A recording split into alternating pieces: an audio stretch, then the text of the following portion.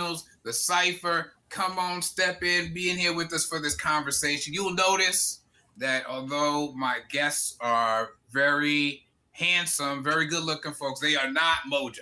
I think they would agree they ain't that.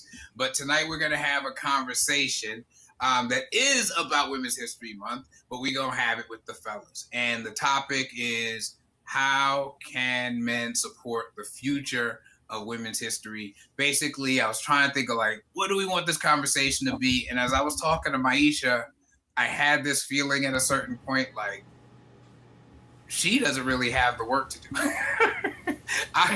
I'm the one who has the work to do. Excuse me. So that's what got me on this idea of like, well, maybe we get some guys together and just talk about what we're seeing and especially at this particular time in American history, which we can get into too, how we're seeing all that. But before we get into all that, I'm going to send it around and let everybody introduce themselves. So Joseph Dempsey, I will quickly say to this point, literally, I think this is the first time we've heard each other's actual voices, like directly. But we've been interacting on social media for a while. Joseph has a great Substack that I want you to make sure you mention, and we'll send folks over there, where he is really digging into some issues around Christianity, taking different looks at things, just some really smart stuff. I've been, trying to keep pace with that. And so, yeah, Joseph, say what's up to folks and let them know a little bit about you. What's going on, everybody? Joe Dempsey here. I'm always proud to say that I'm a double HBCU grad, Hampton University and Virginia Union University. Like you said, my Substack, Sculpting Faith, is not about deconstruction. To me, it's kind of about taking that marble of everything we've inherited over life and trying to find the you inside of it, trying to find your personal faith and not just what you inherited from your parents or from Christianity in general. I do a lot of research on Christian history, but then try to tie it back into liberation theology as well. Great. So hopefully we can dig into some of that today. And not like this is the end of the road. We can have you back to talk about all sorts of stuff, and definitely the liberation theology. I'm very interested in that topic. So cool stuff. And then Cornelius Harris, you've been around before. So yeah, tell folks a little bit about yourself for those who didn't see you on Unstuck AF. Well, yes, the legal name is Cornelius, but it feels weird you calling me that. I know. Super weird. CJ Harris. I am a licensed marriage and family therapist. I've been doing that for about 6-7 years now, and oh god, I just said 6-7. That's really funny. That shows the age because I didn't really have that reaction like that. Yeah, I did it all. My daughter, man. So anyways, I love what I do. Got into it because I wanted to be the person that I needed when I was younger, and I quickly realized when I became an adult, I still need that person. So I try to extend myself and be a support and an advocate for those that are seeking to be a better version of themselves. I don't know if you want to go into the whole, married, 2 kids, all that. Go if I don't mention her, she's probably going to do something. Hey, don't get I ain't trying to get in trouble, man. Don't get in trouble now. This year we will be celebrating 20 years married, and we have 2 beautiful daughters together, and super proud of my family and what we created. Excellent. So, so where I want to start in terms of the conversation, and we talked about this before. Mojo's not here to do her usual thing, so we're going to kind of just low key it with our own drinks. I said the drink of choice could be a little bourbon. I went with the classic. I went old school with it. Bought the Jack Daniels. I haven't done that in a long time. Wow. I usually, I said, you know what? Let me get back to basics. Let me get back to basics with it. Feel free to enjoy your libation, gentlemen, as we get going. But one of the first things I wanted to do is just say we always talk about the point. What do you want? Why do you want it? So the what is the stuff that you see, touch, hear, right? When people are envisioning, all right, where are we going? And then the why is not so much purpose, which sometimes people think it'll be, but the emotional experience you expect to go along with your what. So quick example, we all at some point, wanted that sweater or that jacket or whatever it is.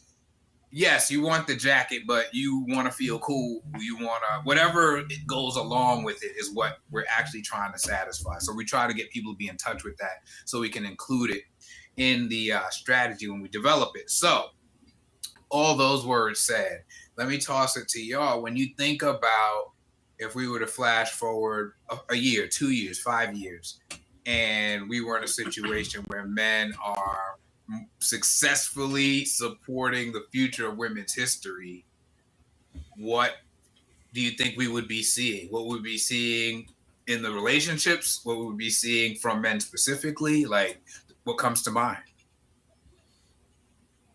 When I thought about your subject title, I thought it was kind of an enigma when I was looking at it. And I looked at it from the business standpoint. Mm-hmm, mm-hmm. I work in tech. And what I've always seen missing was more women in the C-suite. Right. So, it's still the majority of white men, almost 55%, and there's like 20% for white women, and it drops down to like 7 for Asians, and then the last bit is for the rest of us. Right. And what I would love to see in the future is more sponsorship versus mentorship. Can you distinguish those? I mean, I know what comes to mind for me, but yeah, I want to be clear. Mentorship is always kind of like somebody who just want to help you on your path, ask you certain questions, kind of give you some guidance, but not really opening doors, not really paving the path, not really like removing some of the litmus tests that you have to kind of meet. Right now, especially for African Americans, it's still one of those things where if you want to get into that C-suite, you got to have the MBA from one of the top 10 MBA schools. Like full stop. Yeah, full stop. So I would love in the future if it was one of those things where you have more sponsorships, where people are not just helping you, but like knocking down the doors for you, open the doors and say, hey, let me introduce you. Let me put you in the right circles. Let me put you in the right meetings. Yeah. Besides just going out to the golf course, that's kind of like the meeting spot, but just to see more women being able to have that space of being sponsored. Now, we won't know until probably another 5-10 years if women who are in the C-suite are sponsoring. But since it's still the majority of men, then I would love to see the men do more sponsorships for women. Right. Well, keep in mind, Black women are the most educated segment in our country. So you can't say it's a lack of education, right? So we can stop with that. So that's what I love to see from a business standpoint. Yeah, no, really interesting. I'm glad you took us there. Actually, I still have to go into something, but let me go to CJ.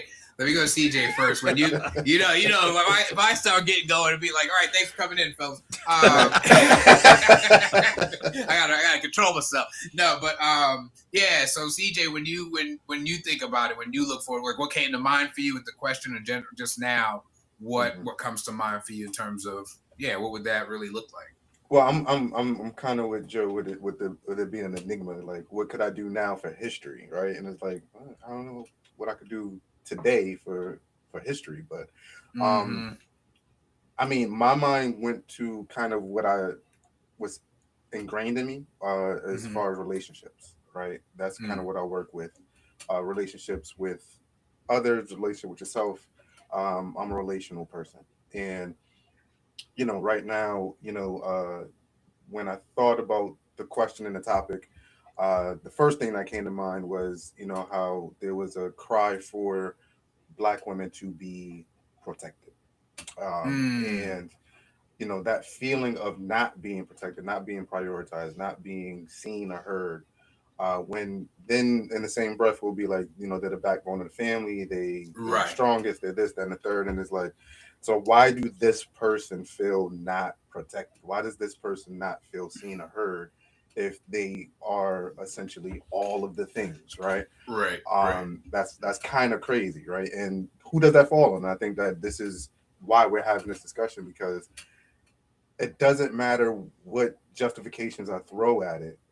If they're feeling that way, that's their reality, right? So Right. Yeah. it is up to other people to change or adjust or at least address the concern or the cry. And I think that starts with just scaling it back a little bit, not just Black women, but just women in a general. They always have a one up on us, right? Like that emotional intelligence is just it shines, and it's because societally we we cripple ourselves, because as soon as a man starts showing emotion, he's looked at as weak, right? But the women, they feel free from an early age to go ahead and like, hey, it's all right to cry, it's all right to do this, it's all right to do that. And I think that if we start to get a little bit closer to where they already are with that emotional intelligence, then we can start to see why they don't feel protected, why they don't, because it doesn't matter what we do right now if we don't have the understanding. It's like an apology without acknowledging that you did something wrong, right? Like it's worthless. So we got to start from the basics of like figuring out where it is, why it is, and then start to do stuff to kind of make those repairs. Now we got two reactions, right, in terms of the resources, sponsorship versus mentorship conversation. So we give Black women more resources. I like that. Also, just that the sponsorship over the mentorship acknowledges that the ability is already there, and I think that's a really important point, because in this time where I'll be as neutral as I can be right now and say, euphemistically, people throw around words like meritocracy. It's really important to be like, oh no, we're not asking anybody to give anybody any handouts now. Like we're saying the ability exists, the talent is there, and frankly, I think some of these organizations, I think studies have shown all of these organizations would benefit from this kind of diversity. So that's the other side of it, is you ain't really doing nobody a favor, because your company would be, at the end of the day, the company would be better off run this way. I'll toss in, for me, but what both of you said absolutely would be a part of the picture for me. And I also just think just the fundamental, and this, I guess, the emotional side, I tend to really function from connection. My coaching, my sports coaching, a bit kind of like that's, as I look back over my life, I'm like, that's the through line. I just like to connect. I like to connect people. Excuse me. And I had an experience recently that I guess goes to where we are now, but I saw a meme on Facebook, and it was an old man. On Facebook at this point, like somebody grabbed some pictures and made up a story, probably. But the point being, the post is this old man, and he's in a garden with his wife in the first picture, and the flowers are beautiful, and then she's gone in the second one. He says she's, all the colors gone from my life, and the garden's there. And so I'm all, oh dang, thinking about my wife, and be 28 years this year, and I'm like, oh wow. And the first comment is like, oh, he mad because all that free labor is gone. And I was like, dang, right? And at first I was really in my feelings, like, ouch. And then so I posted about it, and I tried to like be, like, okay, I had this experience of this, like, I don't want to, but like, and some of the feedback I got was very much women being like, but like, maybe not this man and maybe not you, but you have to understand, like, that comment exists in a broader context. One woman brought up, the hospice wife thing, which I didn't even know was a thing. So women schooled me to that. CJ, you made it for so. Just for anybody, including CJ, I didn't know this was a thing, but apparently some dudes, as they get older, all of a sudden they're like, oh yeah, as a matter of fact, I do like commitment. And really what they want is for somebody to take care of them now that they've got these ailments. Listen, the buzz on the street, women are always saying, oh, he's just looking for a nurse. Listen, women, the women I've spoken to with, they've always said when they interview these men, because it's basically an interview, how's your health? Are you going to the doctor? Wild. What have you missed? What medicine are you on? Let me see you walk. Let me see you keep up with me. Because they're like, I am not trying to be a nurse. Because, and remember, that's the dynamic is these men ran the streets and now they can't run the streets no more. Right. So now they're like, oh, what am I going to do now? Right. Yeah. Right. And for me, that's that fundamental lack of trust. And again, I'm saying, as I listened, I was like, I get why it exists. Now, if I'm that poor man, I'm like, I was just saying I miss my wife, right? But I get, I get where the feeling is like, oh, no, you ain't gonna come over here with that. So I think if enough of the behaviors and some of the stuff we'll talk about tonight happens, at least that wouldn't be our starting point in conversations. Like it's just a hard. Like sometimes I watch the conversations online and I'm like, I'm shocked anybody gets together with anybody. I'm just happy. I'm just happy anybody's getting with anybody because it does have that feel of like, I don't trust you. So I'll toss that into something that I'd like to see is just enough of the back and forth and the connecting that there's at least some more fundamental trust in the mix. Yeah, sorry, you were gonna say something, Joseph or Joe? No, go ahead. Oh no, I guess my next question with that, because you mentioned on the business side of things, one of the things that I know can be true when you talk about sponsorship is you almost need it to be across lines of difference a lot of times because the person who needs the door opened doesn't look like the people inside the room. Yeah. So one of my big things is that privilege is only good for its own dismantling. Like that's just like a thing I've had in my mind. And I'm wondering, in these situations, we're not all in the C-suite ourselves. Right. What do you see as things that can be done to help with the opening of those doors? Or like, what does that look like as a guy as we're moving through the world? Yeah. What I had to do was think about it in levels. It was like, okay, I'm not in the C-suite. So what level, if I'm at, let's just say the entry level, what can I do? If I'm at the mid-level, what can I do? And if I'm at the C-suite level. And so the entry level, the first thing that came to mind was information symmetry. And in that, if I know, I want to share what I know. And you know how, not just the business world, but a lot of different circles, nobody wants to share their knowledge. Right. But I think to be an asset to women's history is to make sure if you know something, you share it with them. That's a great point. If you're in a meeting and this is like entry level and above, you're in a meeting and a woman, they ask a question, the woman answers the question, and then they just kind of, blows over. And then the man says the exact same thing. 10 seconds later, say, hey, Sarah said the exact same thing, point it out to them. Like, don't let certain things just trying to get by. And then on the mid-level, it was kind of funny. I was kind of like, at the mid-level, you got to think about how are women treated in the workplace when activities are done. Sometimes they treat women like that's their second home. We want you to be the office housewife. We want you to organize stuff. We want you to put stuff together. Can you take party committee now? Right? Yeah. Can you take notes for this meeting? Like all those kind of things where we need to dismantle those notions. So I think you have to start. Of course, in business, it's going to be top down. It's going to be top down. So you got to figure out who's going to break it at the top. But where you are, no matter if you're in the low and the medium, there's something you still can do. Like you have to use your voice as an asset for women and not a liability. That's really what you want to be. You want to be an asset all the way through. Yeah. I like too the idea you pointing out, you might not, if you're at the bottom of the ladder, you might not have the ability to change policy, but you do have the ability, like you said, to speak up in a meeting for Sarah and be like, she just said that. Yeah. She just said so I like that a lot. Like you can do something from wherever you are, Yeah, CJ, anything as you hear that? Yes. So obviously, I do have similar thoughts about how you could show up, right?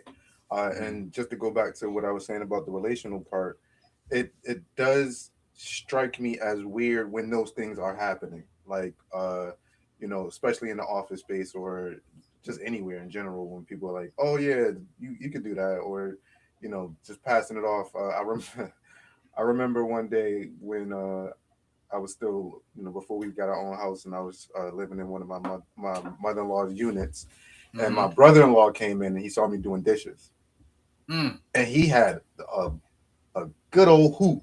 He was just beside himself, like, "Oh, you in here doing dishes? She got you doing," and I'm like, "She don't got me doing nothing. I know how to do dishes, so I'm doing the dishes, right?" Like, and like I'm not calling him out on it. I'm just saying, like, that's how society kind of looks at it. Like, oh, that's a woman's job. That's this. And we assign all these labels. And I've mentioned it before, but I'm just going to highlight it. I live with a house full of women, man, and I'm not trying to limit what they can and can't do. Right. Mm-hmm. I'm mad at my daughter right now because we were just talking before we got on about that blizzard we just had, and I'm out there shoveling. Nah, get out here and help me with the snow. Right. Like, right. I'm the only man in here. I'm not. Listen, y'all can get out here with a shovel. Right. Yeah, it's stuff like that. Just making sure that we not only stand up for them, but that we also put them in a position that, what a man's job and what a woman's job is, that doesn't apply anymore. Right. I think, like, when you gave us the question, where I started was, who were the women in my life that made an impact from a historical perspective, just within my own family. Right. And so I had to go through, like, just the history of my mother's. And so I'm adopted. And so never knew my birth mom. Okay. Learned more about her later on. That's a whole nother topic. But my adoptive mother was sick most of the time. My dad worked 2 jobs. He got up at 6. He left the house at 6 a.m. He came back at 5 p.m., went back out, came back home at 1 a.m. in the morning. And he did that until she passed away when I was 12. Wow. When he got remarried, my stepmother, which I still just call her my D, the roles had switched. So this goes to what CJ is talking about, the roles in a house. The roles switched. My dad was retired at that point when I was 14 when they got married. She owned her own salon. So now what I saw was a woman that's out there. She got her own salon. She's making her money. She's doing her thing.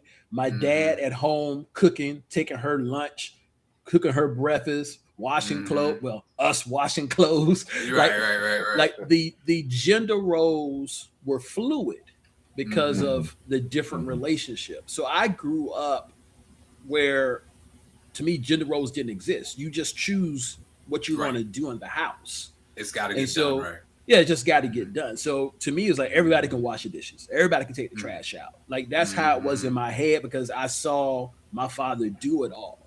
And that was kind of like, I know my upbringing is unique, but to me, that's the way we just got to, like, kind of dismantle gender roles where it always, like, seems so rigid, where, especially like when you washing dishes and man, like, oh, I can't believe you washing dishes. It's like, for real, dude. Dishes. Right. I mean, right. If I live by myself, what's gonna happen? Right? Yeah. Who's gonna do it then?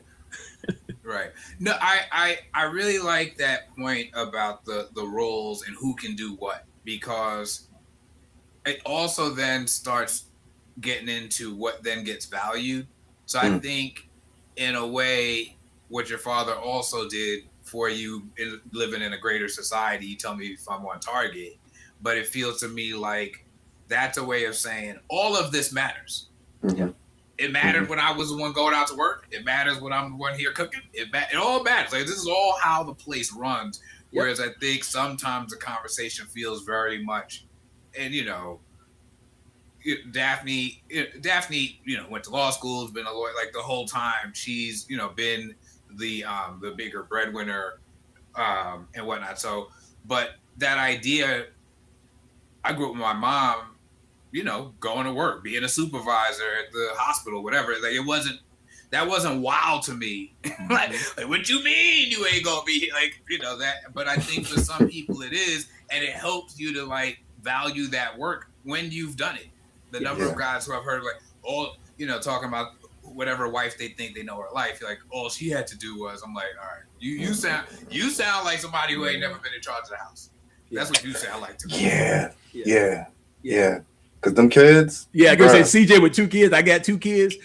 Yeah, when you herding cats. Exactly, man. Exactly, man. I always tell people. You go out in this world and you think raising them kids and keeping this house is all she had to. Okay.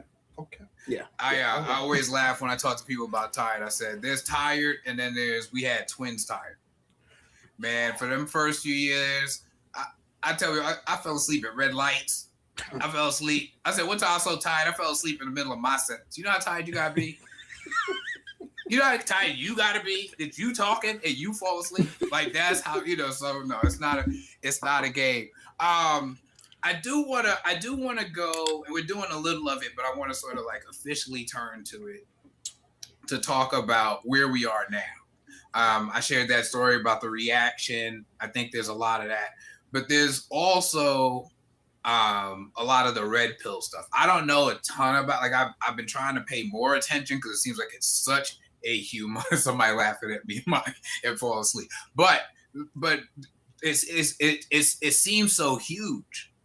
And like so much of the like logic and the posts I'm seeing from younger guys seems to be steeped in all of that. I guess, what have you been hearing about it? And it concerns me because it feels like, to me, it feels like a bunch of guys, whether they're particularly young or some of these guys aren't so young, who aren't sure what's going on. Life feels complicated, and so they resorted to like, I'm gonna adhere to these strict rules and roles, and it's almost like it gives them some security that like, all right, now I know that this is how the world works. So that's my sense of some of what drives it. But yeah, what have you seen? Because it seems to be very much impacting this conversation overall as to where. So before we get into it, could you break down what the red pill thing is? So I, as I said, I'm getting to know it's the Andrew Tates of the world and folks like that. But essentially, it's guys who have decided it's at the core of the loneliness epidemic stuff. But it's a lot of guys who it seems to me have decided like, it is right for men to be in charge. It is right for there to be certain roles. Women have forgotten how to be women, and that's the real problem. It's that energy. And by the way, in the chat, or either of you, as I'm saying that, feel free to hop in, because as I said, I don't present myself as an expert. That's what I meant when I said it feels to me almost like a modern day. I don't know if either of you watched The Little Rascals. I used to watch all sorts of different stuff. So I watched Little Rascals when I was little. And they had like their He-Man women's hating club.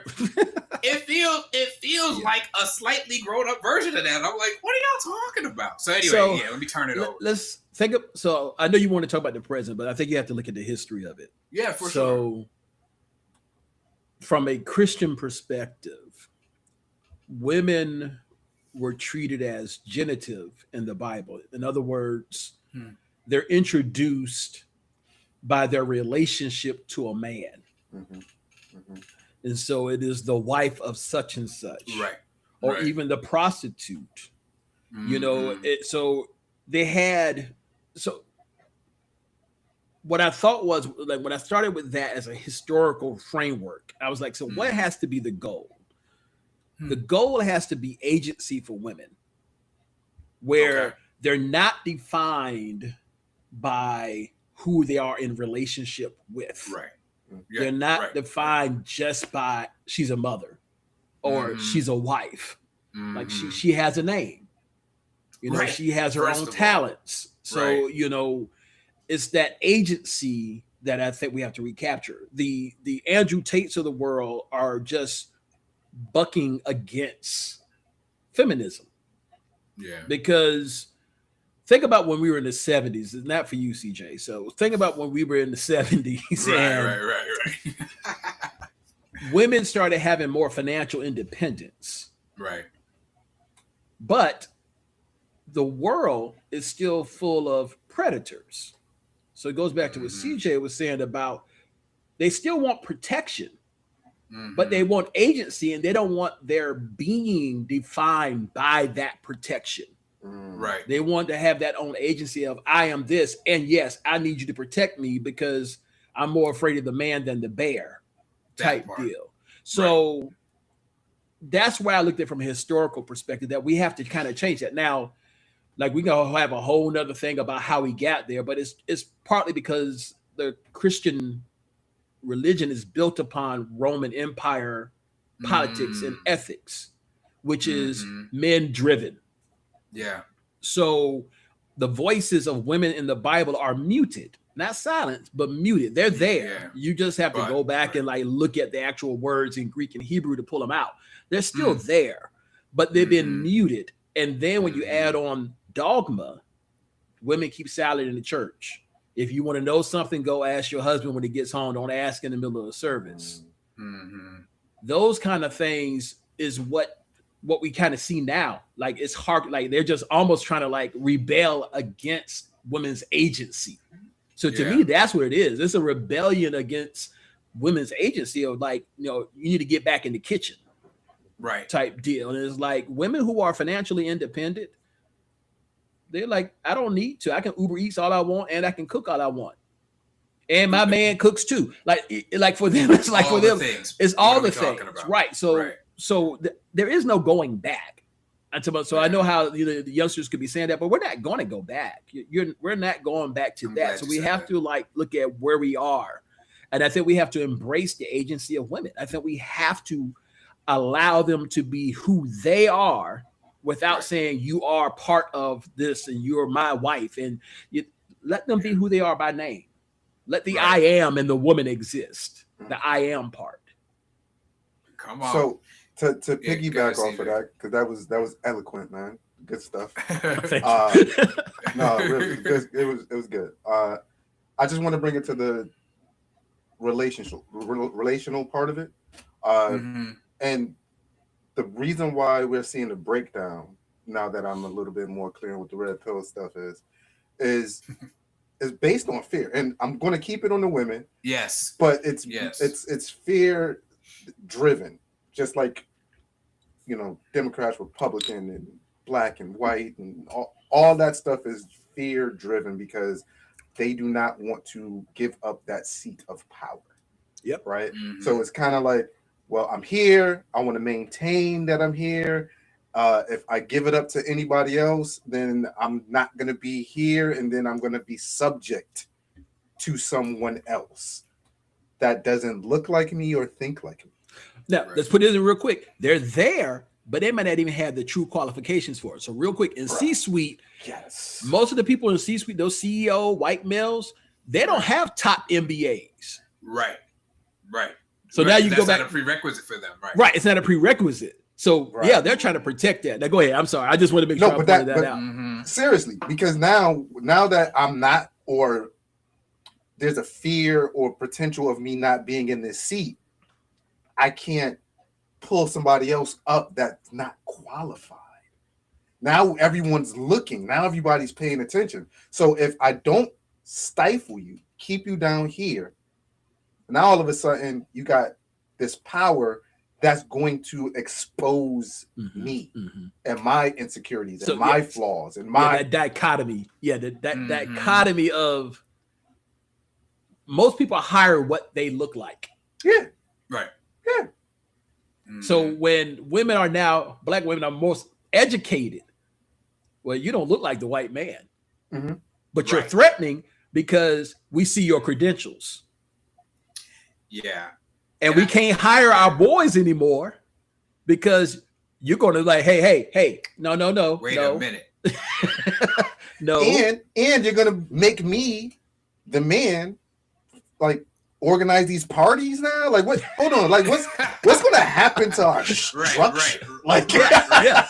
Now, You just come in just taking notes. There's chaos. Yeah. Now there's chaos. Yeah. we can't have that. So we got to stop this from even happening. So we have to promote fear. Like, women don't know how to be women. What? How am What I? does that even mean? What does that mean? What does that even mean? It's one of the worst statements could be said, right? Yeah, like what are we talking about? So, but I think with the piece about the C-suite, I've been playing with this concept. I want to write about it in Substack as well.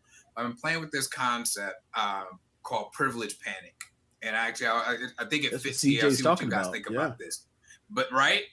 Because I think it's the other side of the coin for imposter syndrome.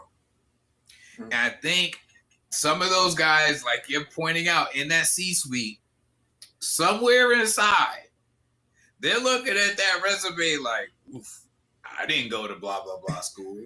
Oof, this woman, she did that. She knows how to do this. She got this certification, right? And I think there is a level of, I don't think I can compete. And one of the things I think that comes into the DEI, and I want to keep this focused on, but I think the broader DEI conversation it comes into because I'll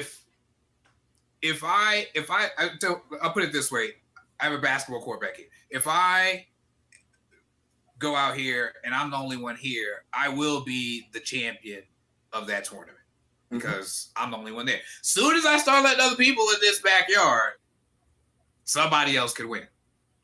And if somebody else wins, I can't say I'm GOAT. No. First, you have house rules. So you bend the rules to favor you because it's your house. That part, right? I mean, and so I think there's like a real sense of like, and even the whole idea about, Harrison Butker, and I want to kick it back to you guys, but when Harrison Butker, the kicker from the Chiefs, went to that graduation and he's, you shouldn't be worried about this. You should be worried about starting a family and whatever. I was like, you wouldn't have to say that if women actually weren't capable, because if women weren't capable, they wouldn't be sitting in that audience for you to say that to them because they wouldn't have graduated. You only have to send them back to the kitchen because they have proven they don't have to be there. You only have to get rid of these programs because they worked. Right. You know what I mean? It's not because they didn't work. It's because they worked. Sorry. You may have women who they want to be at home and raise kids. Sure. Yeah. So it's not saying that you have to be the one out there doing. No, what I'm saying is let the door be open for them to do what they want to do, without a man telling them get back into the kitchen. Right. And I also think what that does to the man who's doing the telling. Like, I think you have, because now I've got to expend energy keeping my foot on your neck. Like, I think we don't account for that. Right? Like, if we, part of saying, no, you go be great is then I also, at some point, in some way, benefit from your greatness.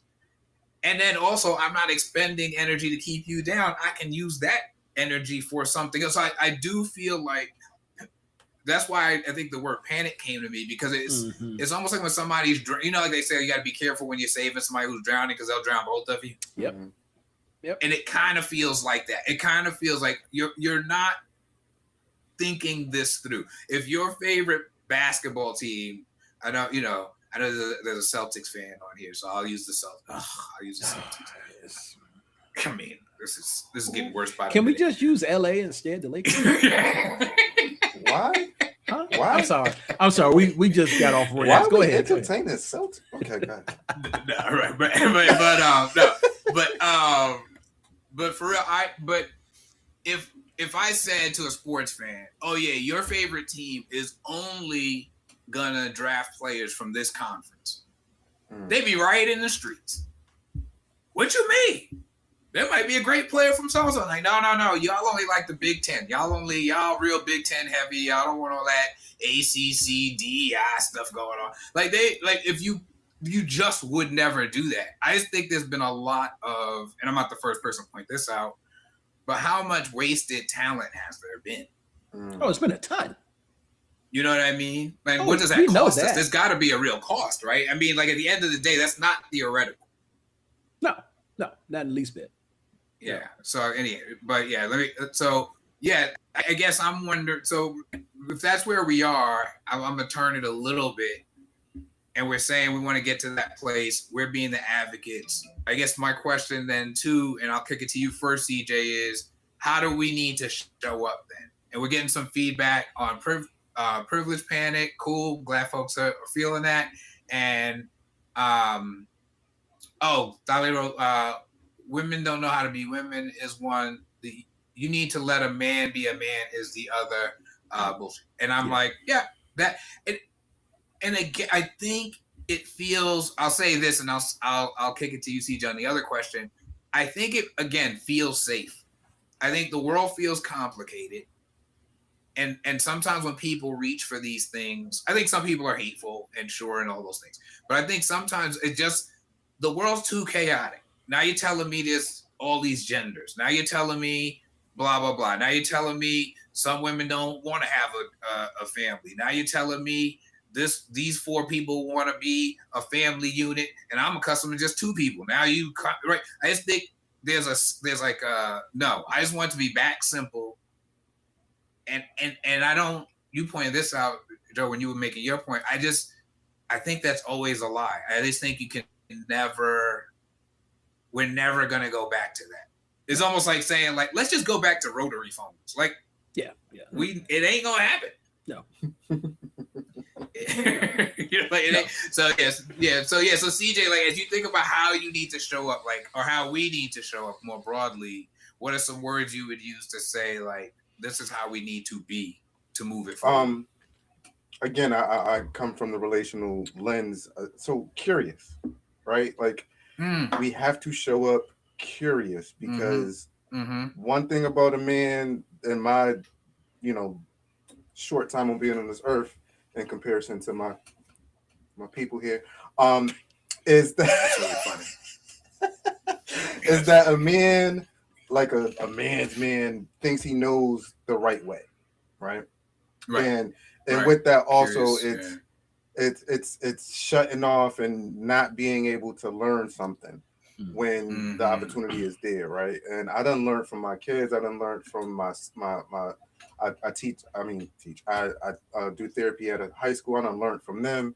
I done learned from everybody, men, women, black, white, everybody. So I'm always showing up curious, and I think that if more people did that more often, not only will we get that emotional intelligence that I was talking about, because now I'm being a little bit more open to your experience versus what I just see in front of me. I'm being curious to what you have to bring to the table. I'm being curious to how you look at that movie and how you heard that song and how you read that article. And and it's not just it's my way and I'm only shutting myself in a room with people that think the way I think. And that's the only people I talk to, because then we don't grow, right? And I think that in order to propel women in their history, we have to learn. We have to learn what the hell they see, how they see the world. Right? Yes. And just going a little bit backwards to what you were talking about with your post there, there's a level of not feeling protected when the first thing you say is he missing all our free labor. I was like, dang. But think about it. But it's real. Yeah. If that's the first thing your mind goes to, then, and we think about women as being like, nurturing and all the soft and, kind. And the first thing they had to say about that lovely picture, that lovely sentiment was, all the negative things. And it's not because they want to be that way. It's because they have been conditioned to think that way, right? Like if I'm being genuine and I'm being out here and I'm saying like, ooh, I know, I just got divorced and I'm in, I'm up there in age and I'm looking for somebody, and they're like, the first thing I want to check is your medical history, before we go on our first date. That's because you weren't protected. right? Yeah. And Joe, I think you bring up a really good point about, there's still predators out here, man. Like men are still more feared than a bear. That's crazy. There's a level of protection that needs to happen. And it can't happen from, like, obviously, I'm not taking that away from women. A group of women will be super intimidating. Okay. But I'm just saying there's a level of responsibility that we have as men to make sure that no harm is done to our women. Yeah. And that's the level of protection that they're looking for. Sorry about that. No, but Joe, I see you nodding, and I'll reiterate what I was saying about your writing that I've seen so far, and even the posts that we've like related on social media generally. One of the things that I really like is I see you constantly. I'll put it this way. I think a lot. As anybody who knows me would be like, oh, he ain't lying about that. You boy, oh boy. But you very often say something from an angle where I'm like, I just didn't stand over there. Let me see what he's talking, right? And I find myself feeling curious that way. I'm curious what drives that for you. And yeah, like what your reaction is to that being one of the key components. Because I feel like I've seen that in you specifically, just observing you, how you move.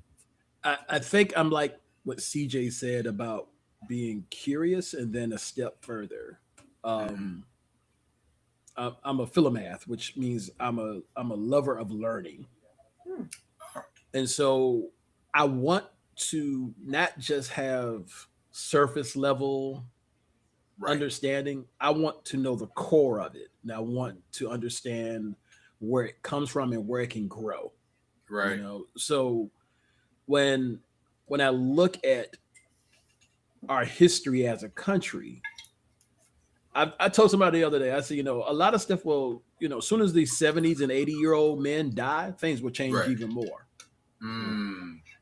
I said, because think about 70 and 80. 70 and 80, they saw segregated schools. Yeah. So they still have that memory.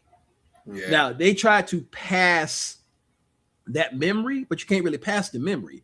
What you can pass is that traditional thought. Right. But the memory remains. Yeah. But that traditional thought and that next generation doesn't have the anchor of the memory. They just have, my grandfather told me this, and so this is what I now believe. Right. So I think a lot of that changes when that generation is just gone. I hate to say it, but I do think a lot of it is that. Some of it will be gone. I do think it's a lot of insecurity. I don't even know why the man is so insecure when he's the apex predator on Earth. Like I don't understand the rally cry. I don't understand the bonfire. We need to get together and we got to protect something. It's like, there's enough room at the table for everyone. There really is. But what it is, they don't want people at the table. There's empty seats at the table. That I'm like, it ain't like y'all got it covered. Right. It's not a full table. It's empty seats. Right. Because women have that divine femininity that was innate in them that we don't always care and show. Sure. And so unless you just had a really good mom that just like beat it into your soul, right? You it's like nah, I ain't like that. I don't cry. Right. And so we had to be stoic. And now women who deserve a seat at the table, we're almost like, nah, there's no more room. You're like, there's a chair right there empty. Yeah. Yeah, but my fragile masculinity doesn't want you to sit there. Yeah, and there's something about I've used this phrase in terms of race, but I think you bring it up, and I'm like, it really fits for gender too. I'll ask a question behind it, which is, I don't know how to negotiate with somebody who would rather starve standing over me than eat sitting next to me. It's tough, like, right? That's a rough, you know what I mean? And I see a lot of that, like you're pointing out with guys, where I'm like, what is your end game here? Like, what is it that you actually want? Like, if you actually want to be around women, right? If you actually want that in your life, surely you don't think the way you're behaving is the path to that. Like, or maybe you really, really do. In your heart, you really think look, we'll just strip away your right to vote and then you'll have to date me. I guess. That seems wild to me. But wait a minute. Has it been 100 years yet? That's the thing. Has it been 100 years? No, that's real. That's real. That's real. No, it's real. So when you talk about that memory piece, we also have to talk about that. You mentioned the 70s. Up until the 70s, women couldn't even have a credit card. So I mean, right? When we're couldn't have a credit card, you couldn't buy a house. Yeah, no, it's a real thing. So yeah, it hasn't been. You're right. I mean, for it to set in that way. I guess a word I'm going to toss in is as we're not quite winding down, but getting there is intentional. And I hear both of you saying it in different ways. I want to put it on the table that it's not you have sort of the red pill, that stuff. And then I think you have a lot of good / and I'm going to use the word nice. You have a lot of nice guys. Mm. And the problem when I've been a nice guy or when I observe nice guys and I tried to get myself out of that thinking is you feel like if you don't chase anybody through a parking lot, you good. Mm. And I'm like, nah, it's going to take, you know what I mean? It's like, to me, the equivalent in that meeting, Joe, that you mentioned is, I didn't cut her off when she was speaking. Mm-hmm. Yeah, that passive voice. It's that passive voice. She got cut off. It's like, but what did you act? But then what did you do? So I think there's an intentionality around it. Yeah. That's really important. I was a part of a conversation years ago that Soul Pancake did, blah, blah, blah. And one of the things that came out of that was the phrase that I still use it sometimes, was check your boys. And just that there's a power that each of us has in a group of guys. 100%. That if somebody is out of pocket, either in something they is. say or we see them do something where we go like, nah, like we not. And not to say people aren't gonna make jokes or whatever, and I'm not, but like we know. Yeah. When we wouldn't want the women in our life to have heard what was just said. 100%. Right. And will we be that guy to be like, nah, we're not going to do that? And in the workplace, even worse. Because I think people really act like, oh, no, of course not. And I've been around some conversations and I'm like, there's just no way a conversation about that woman could be had like this. And then we gonna pretend she just gonna get a raise or a promotion like anybody. Like you cannot shut off that kind of thinking that simply. I think we have to be intentional, even in terms of checking ourselves. Like, oh wow, like where did that come from? So anyway, let me toss it to y'all in terms of intentional. What stands out, or are there other characteristics that stand out for you? So when you were just talking, what came to my head is, and we had this conversation before, Orlando. I don't know how intentional it is, but I do. When I look back and reflect about my circle, especially the guys that are in my circle, they just don't fit a certain criteria of, the ones that disrespect women or like just like I don't know if it's a gravitational pull. I just don't know. That, yeah. I don't know how intentional it is that I don't associate with people that aren't good fathers, right? Like my circle consists of people that take care of their children, right? Do I know the other guys? Yeah, I know. Right. But I don't associate with. They're not they're not your people, right? No, I might see them in a grocery store and give them a head nod, but they're not my people. Right. So it's kind of like to your point, it's I do find myself not having to check my people because number one, they might know that I just not cool to say around me. Right. But number two, I probably wouldn't be around you if that's how you got down. Right. Yeah. So I don't know if it's a combination of like I said, that law of attraction. But I just haven't been around too many people that I had to check. Not to say that I haven't done it before. Sure. Gotten checked before. Right. at the same time, it just doesn't happen too often. But now that we're having the conversation, I think that it's a great reminder to make sure that you're aware of those little sly comments and those little off the cuff things, and making sure that you at least voice come on, we can do better. We can do better. Right. You're right. There's got to be another joke. There's got to be another joke we can make there. Right. No, for sure. Sorry, Joe. Sound like you were about to say something. I think we have to look at it like there's an on switch and off switch, and that's it. There's no dimmer. Yeah. You know, there is no in between. That. So it's either you are fighting for agency, yes, or you are being a liability to their agency. 100%. Being passive is still being a liability because you have a voice and you didn't use your voice. That's right. And so you still always have to still use your voice. I'm still like CJ though when it comes to my circle of friends, and I think I chose good friends. Right.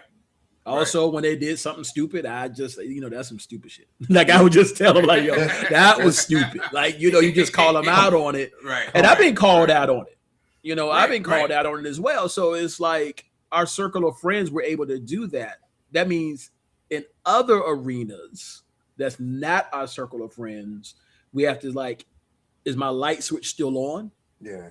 Or am I turning it off? Because I'm not around my friends and I don't know what's going to happen out here. Yeah. Because, that's scary. I'll give you a quick story why it's scary. Yeah. Orlando had a post and you were standing up to somebody in your neighborhood and you were vocal, and I was in fear for your life because you were being Orlando. And I was like, yo, he stood on, I was like, he stood 10 toes down. And I was like, man, I wish they had that kind of courage. I was like, shoot. I go out to PetSmart like a week later. I'm walking across the parking lot, about to go in. A white lady's walking beside me. There's a black couple, and the guy has her arm, and he's like dragging her almost. And I was like, this is my Orlando moment. Can I actually do this?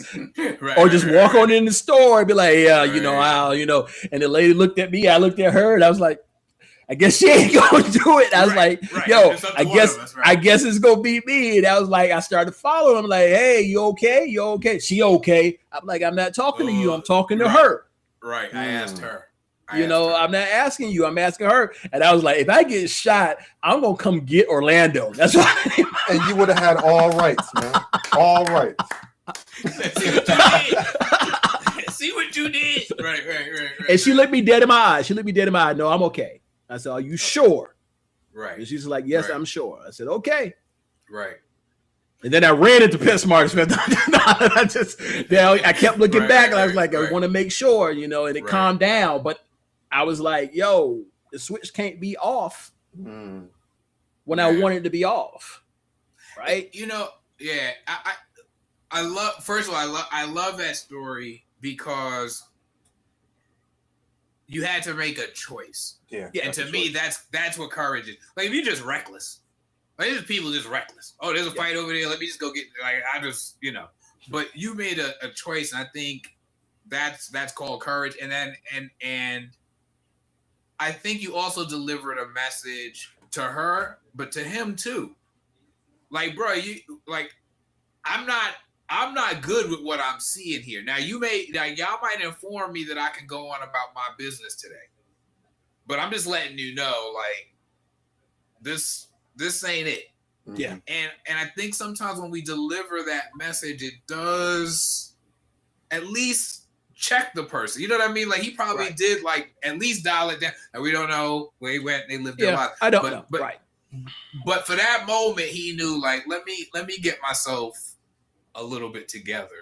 Yeah, I ran home and took my blood pressure medicine because of you. I was like, yeah. Listen. Man, listen. You had a full day that day, man. Exactly. No, but I like that. I like that a lot. But also keep in mind, it was your courage was contagious. Oh, wow. Thanks. I appreciate that. So I think that's what, as men, and how we can help an agency, that we have to believe that our courage to stand there in the gap to be an asset can be contagious and will be contagious. I like that because that consistency is what's going to drive it home. Yeah. Wow, that's we're right up to the hour. You kind of dropped it, man. You kind of dropped it. I know how to end a sermon, so hey, pass the plate. Come on. No, that was I really like that. I like that courage is contagious. I actually I will credit you, but I think I'm gonna. I think that one might get some use. Yeah, we both may have to write on that one. I'm like, okay, I like that. I will show up for that sermon, man. Courage is contagious. For real. I mean, I'm like, that I can really get with. So listen, I want to thank both of y'all. I know, like, when I presented the question, it was intended to be said in a way that was a little like, wait a minute. But I had to break it down. I ain't gonna lie. I had to break it down. I was like, what is he trying to ask? Yeah. I as I wrote it, I was like, that's how I want to say it. But it is a little, I know, I get it. But no, I appreciate both of you. And I will highlight, because we did use curious, and I appreciate this from both of you. When you said yes, you both mentioned looking forward to learning. Yeah. And I think that's as we've had this conversation, it's interesting.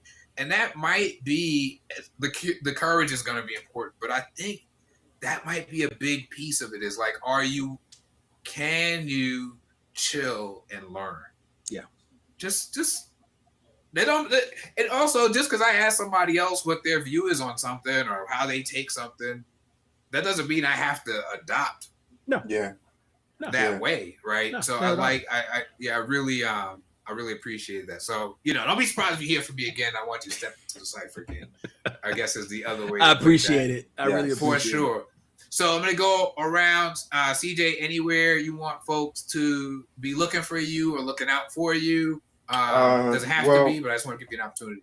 I do have a page on both Facebook and IG. Is on IG, I think it's CJ LMFT, and on Facebook, I just think it's my name, LMFT Cornelius Harris. So yeah, I think you can find me there. Come through. All right. And Joe? On Facebook, it's my name. I'll drop the link to my Substack, so that way you all can have an opportunity, have the conversation, say I was wrong, say whatever you want. It's fine with me, as long as we're learning. And I'll try to put all that in the show notes too, as I've been pointing out to folks. I'm the host, I'm the producer, I'm the intern, I'm the editor. So I don't always get everything up there as perfectly as I want, but I'll try to make sure that everybody's info is in the show notes over the weekend. So as folks check this out, they can see that. But now, thank y'all again. Thank everybody in the chat. I appreciated the comments. And Dahlia, one last thing about your story. I want to make sure that you heard this, Joe, that it also calmed down because he knew people were watching and willing to step in. And I think in a lot of these situations, there's an assumption. I think we've probably all been in that situation where somebody makes a joke about women, or this is the case because we're talking about, and they partially make it because you're a dude and they figure you're going to laugh at them. Mm-hmm. Right. Mm-hmm. And there's something cool about that moment where you go like, don't count me in on that. Yeah. You're like, no, that ain't funny. No, that ain't funny to me. So yeah, but good stuff. So to everyone, if you're seeing us on YouTube, if you go in the description right now, you should see the link for the Zoom for the after party. If not, leave a comment and I will make sure to check the YouTube comments, make sure everybody can get over to Zoom to hang out with us and with Q Boogie. And thank you, fellas, and see y'all in a minute. All right. Thank you. All right now.